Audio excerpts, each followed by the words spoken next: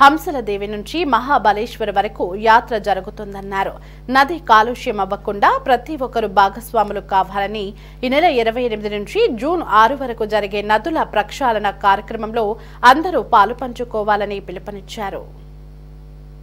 జలయాత్ర గురించి మీడియా ద్వారా ప్రజలకు తెలియజేద్దామని మిమ్మల్ని పిలవడం జరిగింది.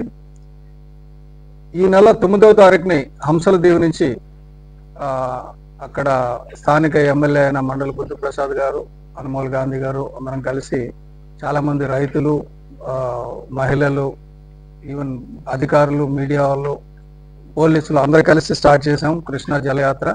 దీని ఉద్దేశం ఏంటంటే కృష్ణా నది సముద్రంలో చేరిన సంగమం దగ్గర నుంచి అన్ని సంగమాలు ఉపనదులన్నీ కృష్ణాలు ఎక్కడెక్కడైతే కలుస్తున్నాయో అన్ని సంగమాలను చూసుకుంటూ, సాగర సంగమం దగ్గర నుంచి అన్ని సంగమాలను చూసుకుంటూ కృష్ణానది పుట్టిన దగ్గరికి వెళ్లే కార్యక్రమం.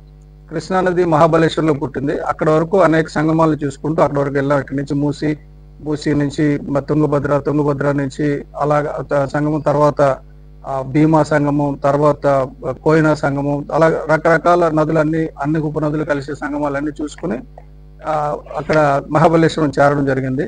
మహాబలేశ్వరంలో ఒక పూజారి గారు, ఆలయ పూజారి కృష్ణుడు విగ్రహం చూపిస్తూ ఆ కృష్ణుడు విగ్రహానికి ఒక ఆవు పాలు ఇస్తుంటే ఇంకొక ఆవు తాగుతుంది, దాని పాలు ఇంకొక ఆవు తాగుతుంది. మనం ఇక్కడ ఆవు దూడ చూసాం కానీ ఒక ఆవు పాలు ఒక దూడ తాగుతుంటే ఆ దూడ పాలు ఇంకొక దూడ తాగడం అనేది చూడడం మనం ఎప్పుడు చూడలేదు. ఆ విగ్రహం ప్రపంచంలో ఎక్కడా లేదట, ఒకే ఒకటి ఉంది మహాబలేశ్వర్లో.